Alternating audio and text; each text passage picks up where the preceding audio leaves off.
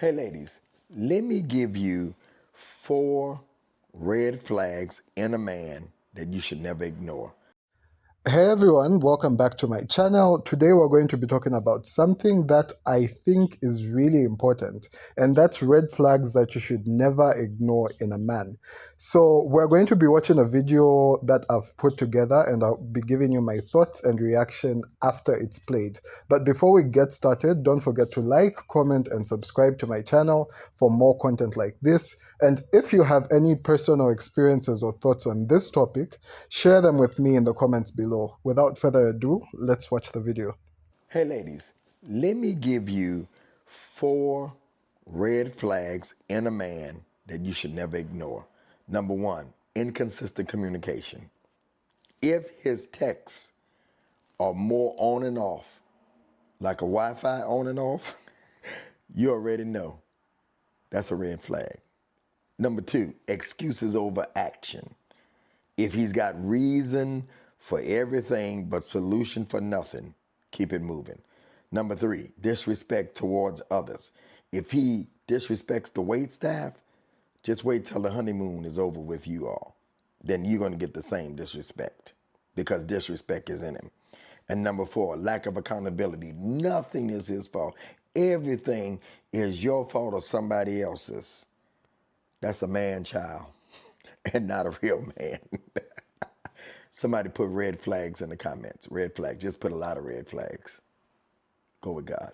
5 dating red flags you should never ignore. 1, they're always talking about their ex. 2, your friends and fam aren't fans. 3, they always need reassurance. Now, everyone likes a compliment here and there, but if you always have to remind them that you love them and that they can trust you, that you're loyal, watch out. 4, they can never own their mistakes and apologize. 5, they make you anxious. Now, of course, everyone gets those first date jitters, but if every time you see them you get kind of nervous and anxious, red flag. Let me know in the comments if any of these hit home and click the plus sign for part 2. Here are 3 red flags in a relationship.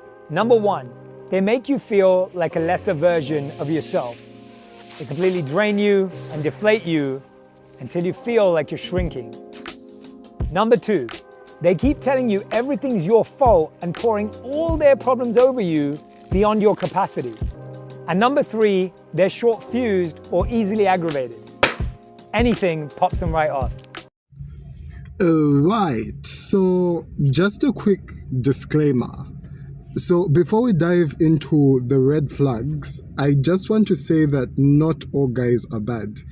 In fact, there are many men out there who are kind, respectful, and genuinely care about the women in their lives.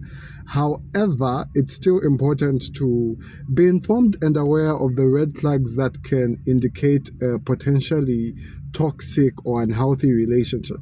So let's dive in and explore some of these red flags together. So the first red flag is inconsistent communication. So, when someone is really interested in you, they'll make an effort to communicate with you regularly. But if someone is consistently inconsistent with their communication, it can be a sign that they're not really interested in you.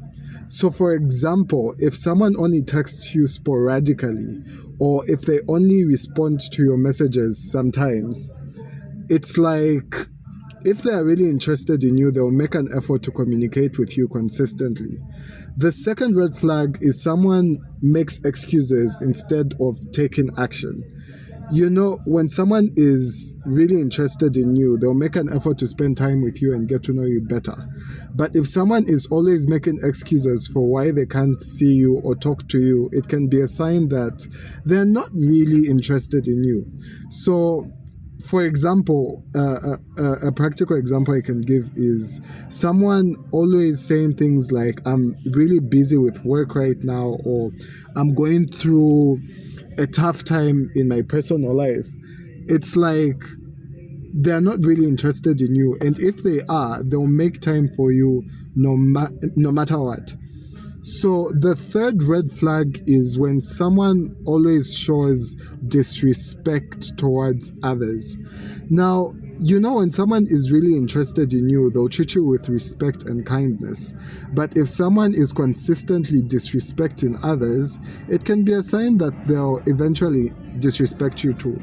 So a good example I can give is if someone is always talking badly about their ex or their friends, or just watch how they treat those who are lower than them.